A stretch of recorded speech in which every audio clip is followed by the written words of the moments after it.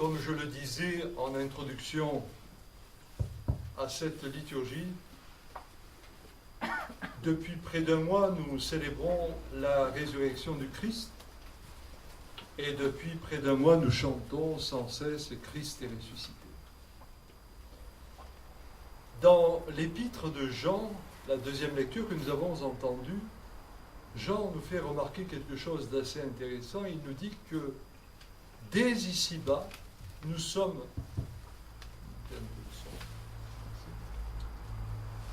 Il nous dit que dès ici-bas, nous sommes enfants de Dieu.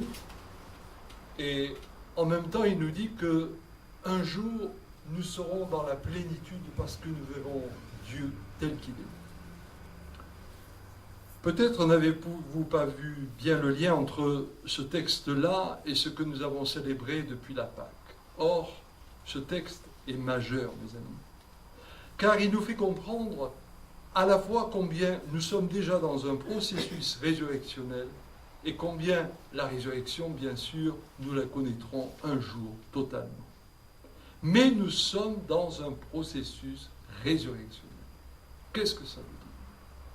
Ça veut dire que dès aujourd'hui, nous avons cette grâce, ce bonheur d'être dans la communion avec le Christ, d'être dans ce saisissement avec lui. Et tout l'évangile du bon pasteur ne nous dit pas autre chose. Le bon pasteur connaît ses brebis le connaissent. Autrement dit, par la prière, par la méditation de l'Écriture, par la rencontre fidèle avec le Seigneur, dès aujourd'hui, dès maintenant, nous sommes dans cette relation, dans cette intimité, dans, j'allais presque dire, ce corps à corps avec Dieu. Un corps qui nous est manifesté par l'Eucharistie. Un corps qui nous est manifesté par ce pain, ce vin, qui vont devenir le corps et le sang du Christ, et qui nous renvoie à notre propre corporéité. Nous, humains, mortels, mais qui portons déjà en nous l'imago Dei, l'image de Dieu, cet être qu'il nous faut déployer. Et en même temps, Saint Jean le dit dans son épître, rien n'est accompli, tout est encore à accomplir, puisque un jour nous connaîtrons Dieu. Dès lors, je parlais de processus résurrectionnel au sens où, oui, nous avons reçu une bonne nouvelle. Mais cette bonne nouvelle, nous n'en finissons pas de devoir la comprendre, de devoir la décliner. Comprendre et décliner la bonne nouvelle, mes amis, cela consiste à entrer dans une éthique de vie qui soit de plus en plus porteuse de cette lumière du ressuscité. De manière très concrète, dans la façon de toujours redonner un souffle autre, un souffle nouveau, à son couple, à sa famille, à ses relations d'amitié, partout où nous sommes. Si nous permettons toujours un autre avenir, alors nous sommes réellement dans ce processus résurrectionnel. Oui, dès aujourd'hui, nous sommes enfants de Dieu. Un jour, nous le serons en plénitude. Mais ce jour à venir, où nous connaîtrons totalement Dieu, ce jour à venir, il n'est pas pour dans 1000 ans, il n'est pas pour la fin de notre vie. Ce jour à venir, c'est le jour de demain. C'est le jour qui nous convoque. C'est le jour qui nous dit que demain sera meilleur et qui nous oblige aujourd'hui à nous mettre dans un état de conscience pour nous améliorer, pour devenir autrement. Et l'éthique, mes amis, n'est pas un moralisme du bien et du mal qui nous dit ceci est permis, ceci n'est pas permis. Mais l'éthique, c'est de dire, allez, ne te décourage pas, il y a en toi la filiation divine. Tu es fils, tu es fille de Dieu. Et si réellement tu es fils et fille de Dieu, alors demain sera ce jour autre où tu vas pouvoir encore davantage déployer cette réalité de l'amour qui est difficile encore aujourd'hui de porter, mais que tu peux faire advenir différemment, autrement.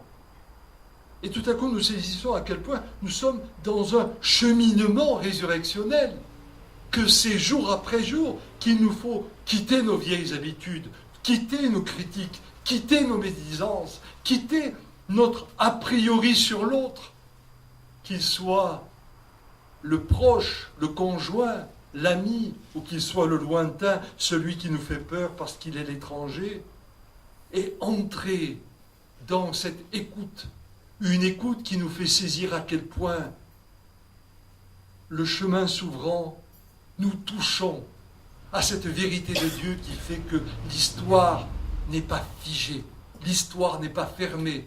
Je ne suis pas enfermé dans un échec, je ne suis pas enfermé dans ce qui pourrait m'apparaître comme une vie ratée, mais que toujours il y a cette capacité de l'éclosion autre.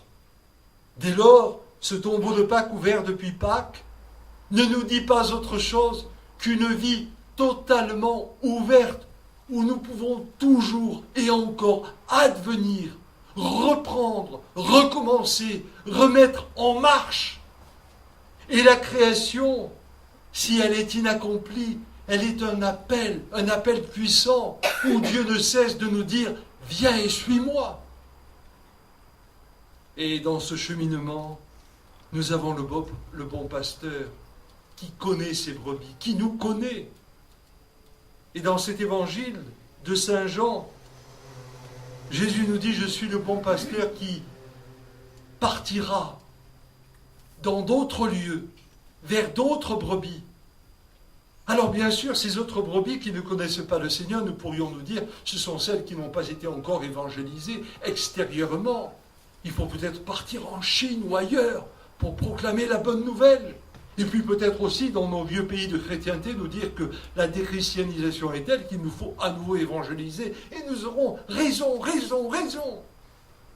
Mais pour cela, encore faut-il qu'à l'intérieur, nous acceptions qu'il y ait une partie de nous-mêmes qui connaît le bon pasteur.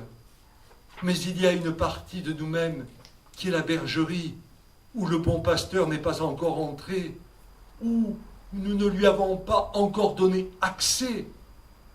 Et si nous n'acceptons pas d'ouvrir cette bergerie-là, alors vaine sera notre attente qu'il y ait une grande évangélisation extérieure, car la première, elle est celle qui doit se faire dans mon cœur.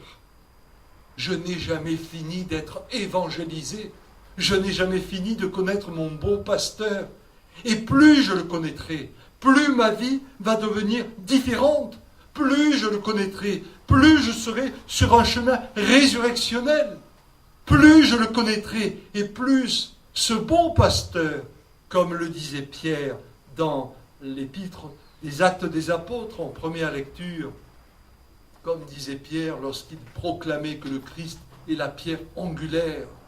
Oui, c'est celui qui tient l'édifice, un édifice qui n'est pas figé, mais un édifice qui n'en finit pas de grandir, d'être.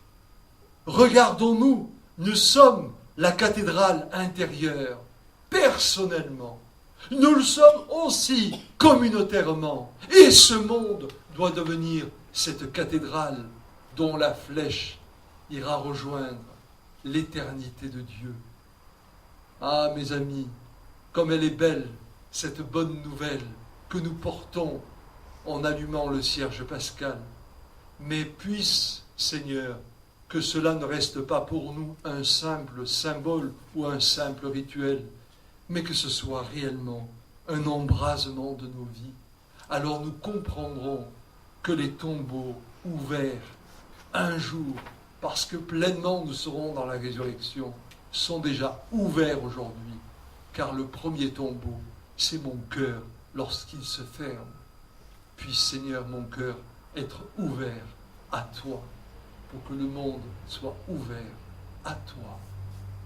Car oui, nous le croyons, tu es ressuscité. Alléluia.